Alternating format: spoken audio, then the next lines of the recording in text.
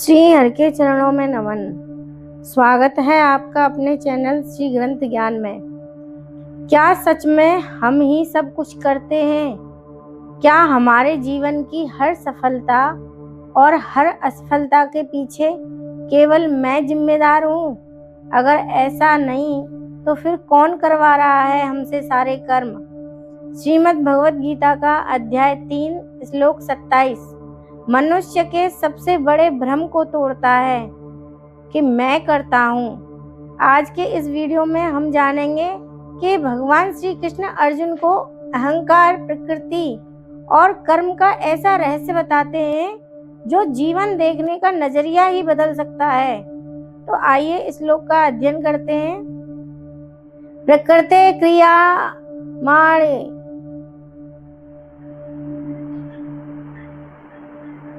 प्रकृते क्रियमाणाने गुणे कर्मणि सर्वश अहंकार विमूढ़ात्मा कर्ता अहम इति मन्यते। इस श्लोक में भगवान श्री कृष्ण अर्जुन से कहते हैं कि हे अर्जुन, वास्तव में कर्माणि सर्वश संपूर्ण कर्म सब प्रकार से प्रकृति गुणे प्रकृति के गुणों द्वारा क्रियामाणाने किए जाते हैं, तो भी अहंकार विमूढ़ात्मा जिसका अंतकरण अहंकार से मोहित हो रहा है, ऐसा अज्ञानी अहम करता, मैं करता हूँ, इति मन्यते, ऐसा मानता है।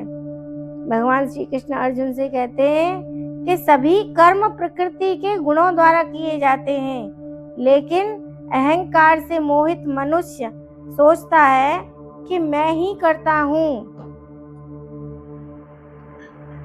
भगवान श्री कृष्ण यहाँ एक बहुत गहरा आध्यात्मिक सत्य बता रहे हैं। हम सोचते हैं कि मैंने मेहनत की, मैंने सफलता पाई, मैंने ये किया, मैंने वो किया, लेकिन श्री कृष्ण कहते हैं यह मैं का भाव ही सबसे बड़ा भ्रम है।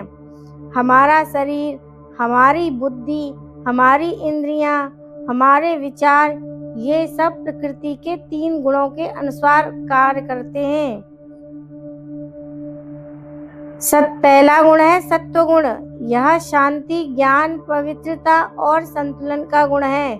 जब व्यक्ति में सत्व बढ़ता है तो वह शांत, दयालु और विवेकशील बनता है। दूसरा रजोगुण। यह इच्छा, महत्वाकांक्षा, लालसा और लगातार कर्म करने की प्रवृत्ति देता है। रजोगुण व्यक्ति को हमेशा कुछ पाने की दौड़ में लगाए रखता है। तीसरा तमोगुण।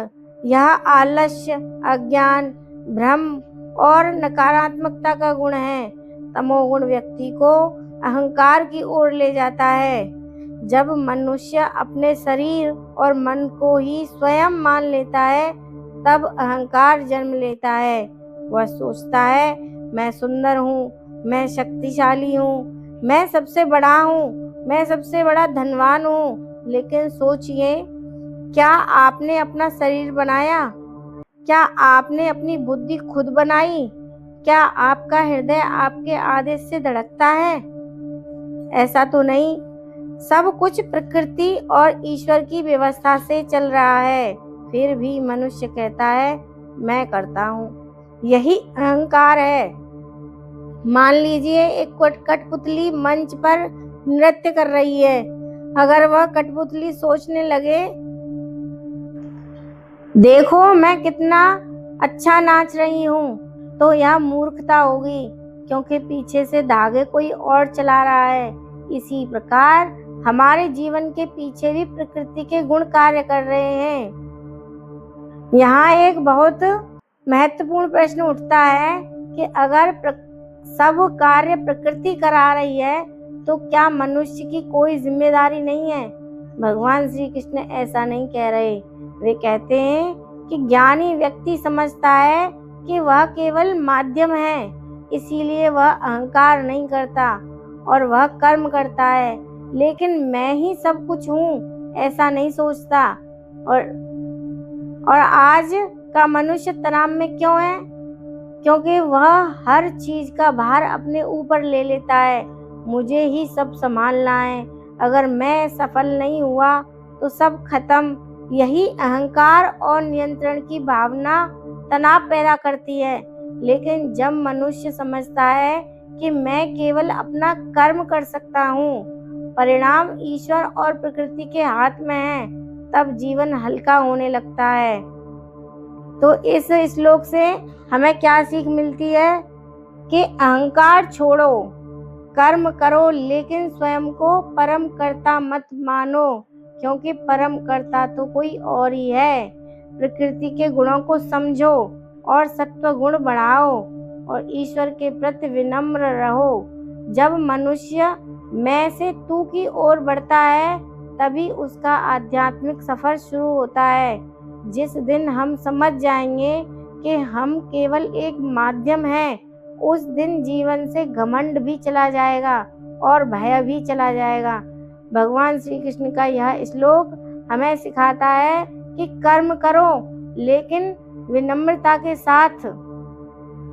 अगर आपको श्रीमद् भगवत गीता का यह गहरा ज्ञान पसंद आया हो तो वीडियो को लाइक करें, चैनल को सब्सक्राइब करें और कमेंट में लिखें हरे कृष्ण। अगले वीडियो में हम गीता के अगले श्लोक का दिव्य रहस्य जानेंगे। तब तक के लिए हरे कृष्ण।